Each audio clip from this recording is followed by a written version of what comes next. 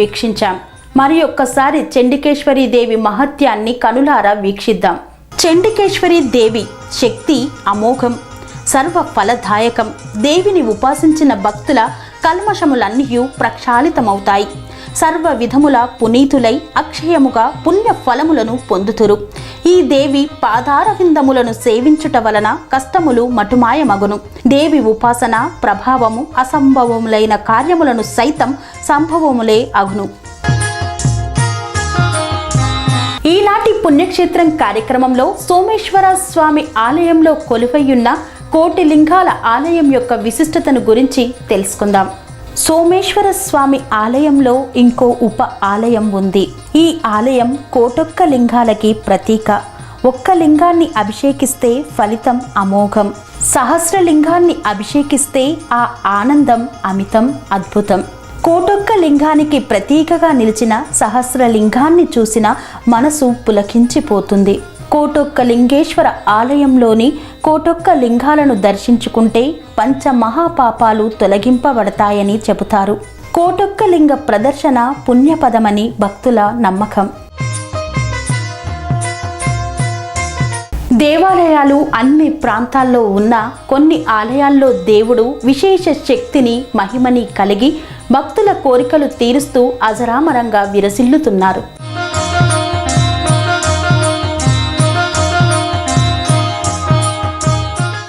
శివయ్యకు భక్తులంటే ప్రీతి, భక్తులకు శివుడంటే నమ్మకం. అందుకే శైవులు దేవదేవుణ్ణి ప్రతిరోజు అర్చిస్తూ నిత్య శివరాత్రిని జరుపుకుంటారు. ఆద్యాంతరహితుడిని ఎన్నిసార్లు స్తుతించినా తనివి తీరదంటూ పక్షానికి, మాసానికి, సంవత్సరానికి ఒక్కో శివరాత్రి పేరుతో దేవదేవుణ్ణి అభిషేకిస్తారు. వాటన్నింటిలో విశిష్టమైంది మాఘ బహుళ చతుర్దశి నాటి మహాశివరాత్రి. శివ అంటే శంకరుడు, రాత్రి అంటే పార్వతి. వీరిద్దరి కలయికే శివరాత్రి. శివ పార్వతులకు కళ్యాణం జరిగిన రాత్రే శివరాత్రి. వీరికి ముందు వివాహమైన దంపతులు పురాణాల్లో కనిపించరు. అందుకే శివ పార్వతులను ఆది దంపతులుగా కీర్తిస్తారు.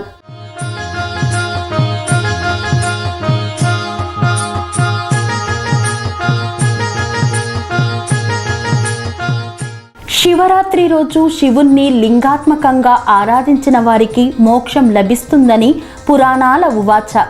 శివ పురాణంలో శివరాత్రి పూజా విధానాన్ని శ్రీకృష్ణుడికి ఉపమాన్యు మహర్షి వివరించాడు. ఆ రోజు శివుడిని అర్చన, ఉపవాసం, జాగారం అనే 3 పద్ధతుల్లో పూజిస్తారు. శివరాత్రికి ముందు రోజు ఒంటిపూట భోజనం చేసి మరుసటి రోజంతా ఉపవాసం ఉండాలి. రాత్రి జాగారం చేస్తూ శివలింగానికి 4 జాముల్లో 4 రకాల పూజలు చేయాలి. మొదటి జాములో పాలాభిషేకం చేసి పద్మాలతో పూజించి పులగం నైవేద్యంగా పెట్టాలి. రెండో జాములో పెరుగుతో అభిషేకం, తులసి దళార్చన, పాయసం నైవేద్యంగా సమర్పించాలి. మూడో జాములో నెయ్యితో అభిషేకం, మారేడు దళార్చన, నువ్వుల పొడితో చేసిన పదార్థాలను నివేదించాలి. నాలుగో జాములో తేనెతో అభిషేకం, నల్ల కలవలతో పూజ, అన్నాన్ని నైవేద్యంగా పెట్టాలి. మహాశివరాత్రి రోజున శివలింగాన్ని ప్రతిష్ఠ చేసిన, శివ పార్వతులకు కళ్యాణం జరిపించిన, చూసిన పుణ్యమే అంటారు. మహాశివరాత్రి పర్వదినాన్ని పురస్కరించుకొని శ్రీ సహస్రలింగానికి అభిషేకాలు, అర్చనలు అనంతంగా జరిపిస్తారు భక్తులు. సహస్రలింగాన్ని దర్శించుకుంటే పంచమహా పాపాలు తొలగిపోతాయని తలంచి శివరాత్రి పర్వదినాన సహస్రలింగాన్ని దర్శించుకునేందుకు అధిక సంఖ్యలో భక్తులు పోటెత్తి వస్తారు.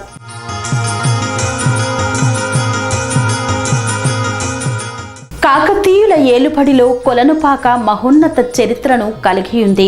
ఇంతటి ఘన చరిత్ర కలిగిన ఈ ఆలయంలో శివుడు అందరినీ ఆదరించే భక్త వల్లభుడు.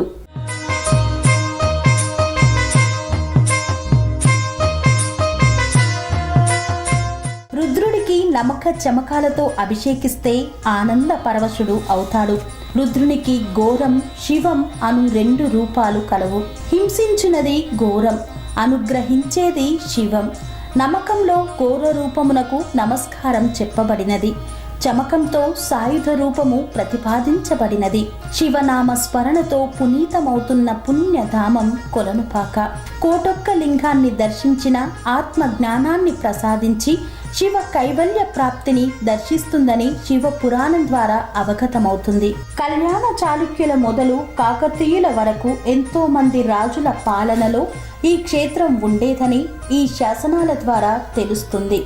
అంతేకాక యుగ యుగాల నుండి అభిషేకం, పూజలు స్వామికి జరుగుతున్నట్లు రాతి శాసనాలు చెబుతున్నాయి.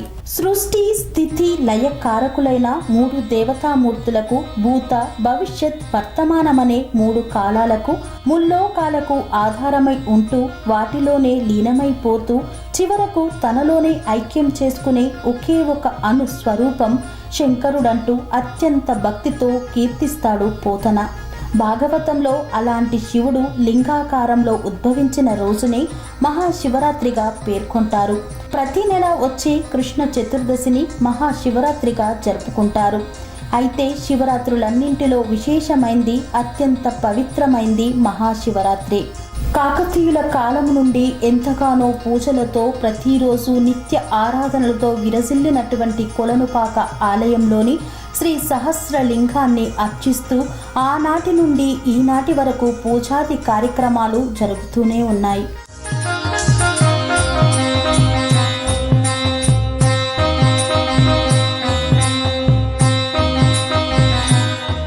శ్రీ చండికా సోమేశ్వర స్వామి ఆలయంలో కొలువై ఉన్నటువంటి ఆ సహస్రలింగానికి కోటొక్క లింగంగా పేరు ఎలా వచ్చిందో ఇప్పుడు తెలుసుకుందాం.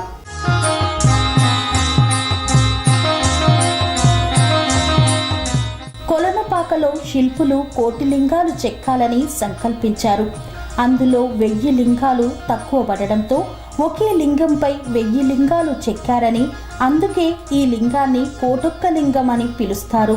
క్రీస్తు శకం 1220లో కాకతీయ మహిళాంబ కొలనుపాకలో సహస్రలింగ దేవాలయం నిర్మాణం చేసినట్లు భావించబడుతుంది.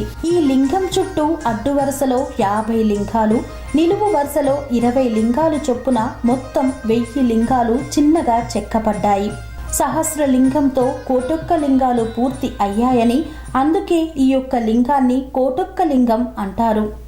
సహస్రలింగం భక్తుల చేత నిత్య నీరాజనాలు అందుకుంటూ కోటొక్క లింగంగా ప్రాచుర్యం పొందింది.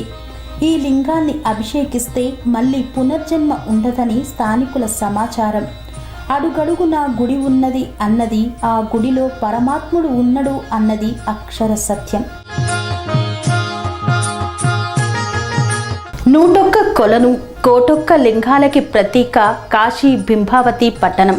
కొలనుపాక అంతర్జాతీయ జాతీయ పర్యాటకులను కనువిందు చేస్తూ మహోన్నత చరిత్రను సంతరించుకుంది.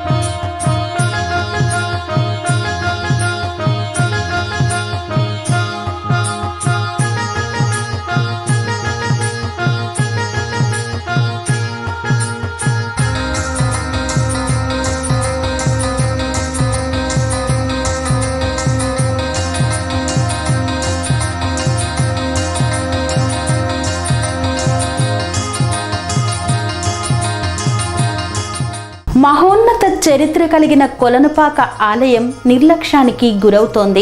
కాకతీయుల కళా సంపదకు నిలయం, అలనాటి శిల్ప కళా సౌందర్యానికి ప్రతీక. సంస్కృతిని ప్రతిబింబించే దేవాలయాలు నేడు శిథిల అవస్థకు చేరుకున్నాయి. ఆధ్యాత్మిక సౌరభాలను వెదజల్లిన దేవుని సన్నిధి నేడు వెలవెలబోతోంది. శిల్పకళా శైలిని గురించి పుణ్యక్షేత్రం కార్యక్రమంలో తరువాయి భాగంలో తెలుసుకుందాం.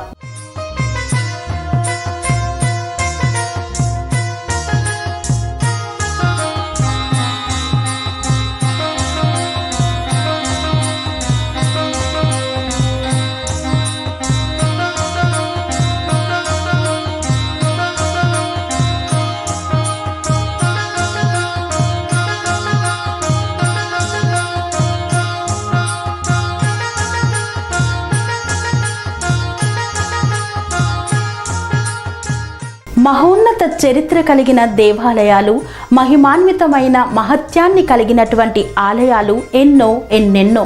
అలాంటి ఆలయాల యొక్క విశిష్టతను తెలుసుకునేందుకు TR9 టీవీ పుణ్యక్షేత్రం కార్యక్రమాన్ని వీక్షిస్తూనే ఉండండి.